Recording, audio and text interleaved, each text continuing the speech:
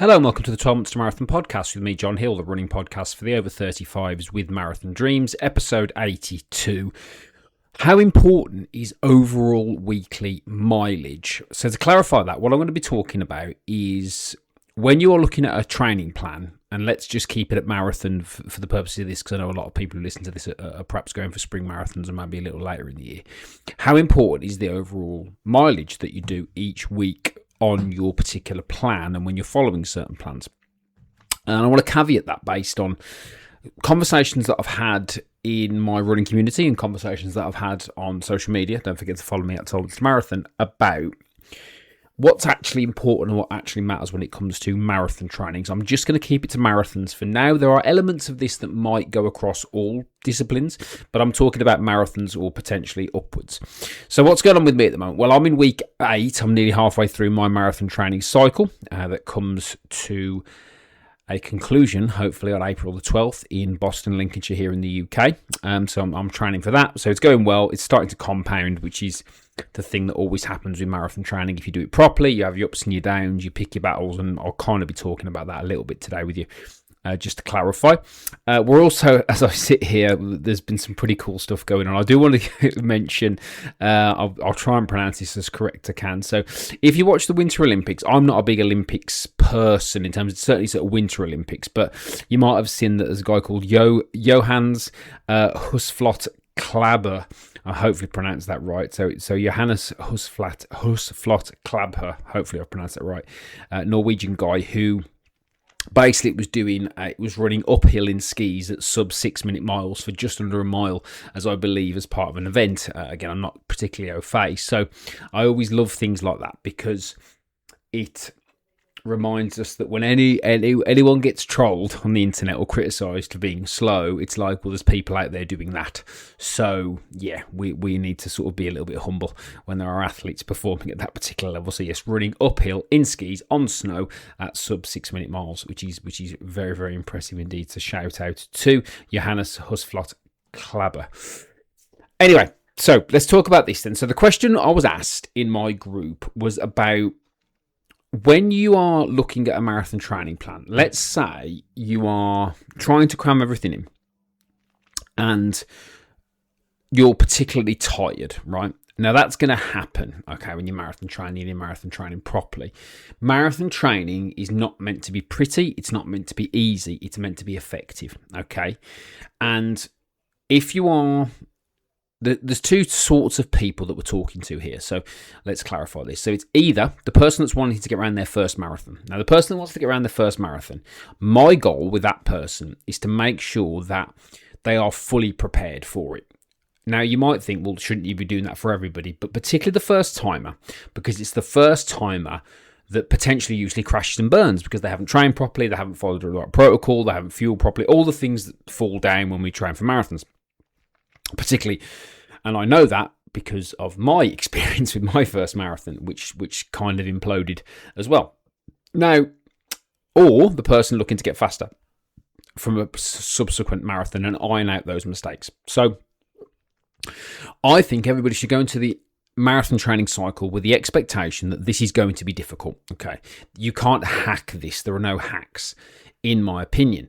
Now, I believe that everybody, particularly first timers, should probably do about 3 20-mile runs in training, at least. I think if you're looking to go quicker, then you're probably looking at 3 to 5. My training plan has 5 20-mile plus runs on. Okay, so there's a couple of 16s, a couple of 18s, and then it builds up and then it goes to 20 with some adaptation weeks in between. I'm in an adaptation week at the moment, or a deload week, and just so you know what that is, a deload week is when you have some heavy mileage. So last week, as I recall, this was 62 miles. This week's 30, between 37 and early 40s. So it's a bit of a deload week, which is good because you need your body to rest and recover, particularly as we age.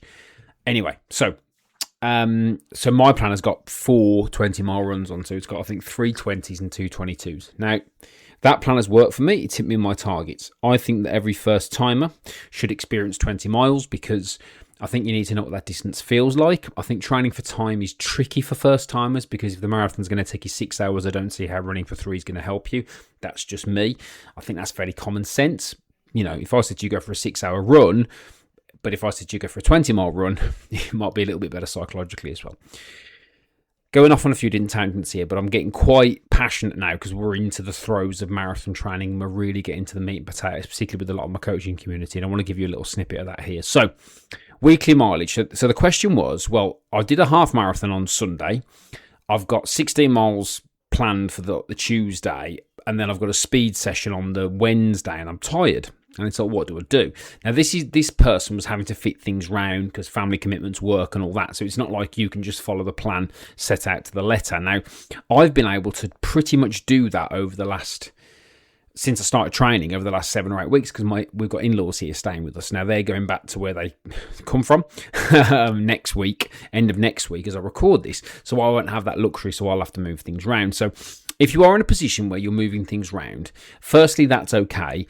And secondly, what you want to be able to do is look at the training plan and understand what the important runs are. So I'll give you the actual example so it makes it pertinent. So the particular person had a half marathon, then a 16 miler, then they had speed work. And then the following week, as I record this, they had an 18 miler on the plan. So they said, I'm really, really tired. I don't think my legs are up to the speed session. Now, the David Goggins person would say, smash it, go out and scream and shout and run through walls, which is fine if you're 20 and you've got no responsibilities. But if you're over 35 and you've got kids and a job and everything else and you're trying to marathon train, you have to pick your battles. So the way you've got to look at that is to say, well, okay, I've got 30 miles, which I've done, great. I've done my 16 miles, great, and I'm tired. Right. My goal is to get myself probably in a decent shape to be able to do that 18 miler coming up. Yeah. Because if I sit there at the end of the marathon training cycle and go, I missed a speed session, but I did a half marathon close to PB, by the way, 16 miles, 18 miles, and 2 easy runs, you're not going to look back at the one missed speed session and go, I didn't hit my desired outcome because I missed that one speed session. Now, if you miss every speed session, different conversation. If you miss every easy run, different conversation. But sometimes you've got to pick your battles. Another conversation that I had with somebody where they have got some rehab issues on a potential niggle that they're working with the physio and doing some rehab work, but they can still run.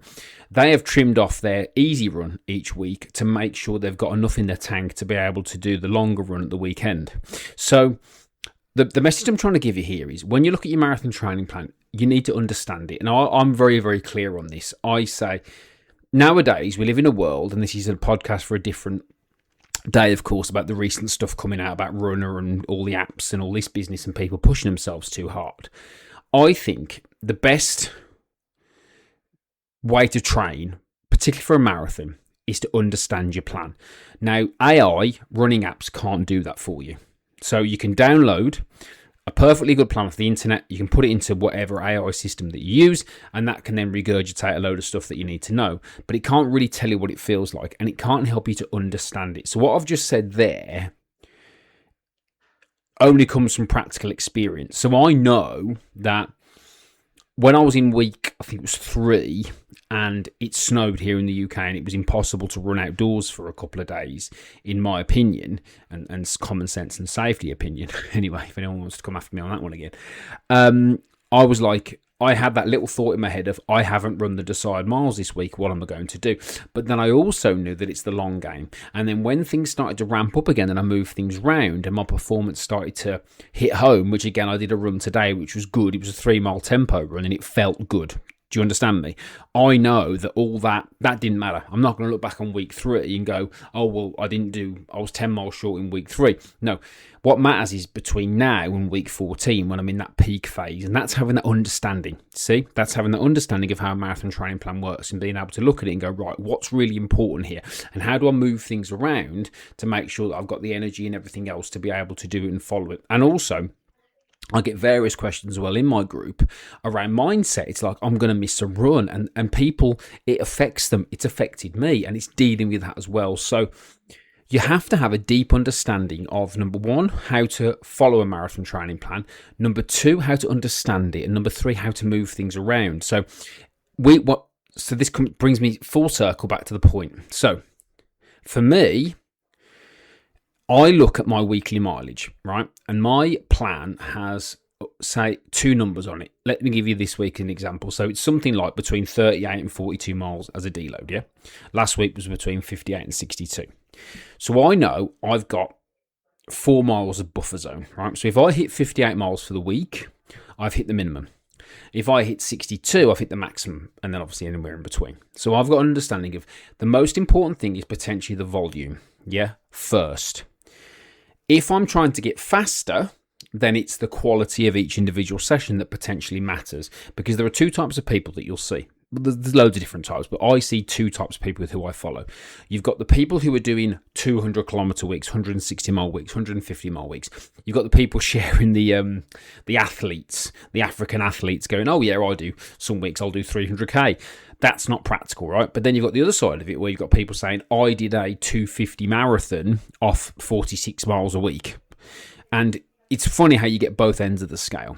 Now, for the first time, or the person looking to get moderately faster, and normally the people that I speak to are probably somewhere in the region of anywhere from first timers looking at, say, 4, 5, 6s and beyond in terms of hours, or somebody who's like, well, I did one in 4 hours 30 and I want to get sub 4. So it's that type of person.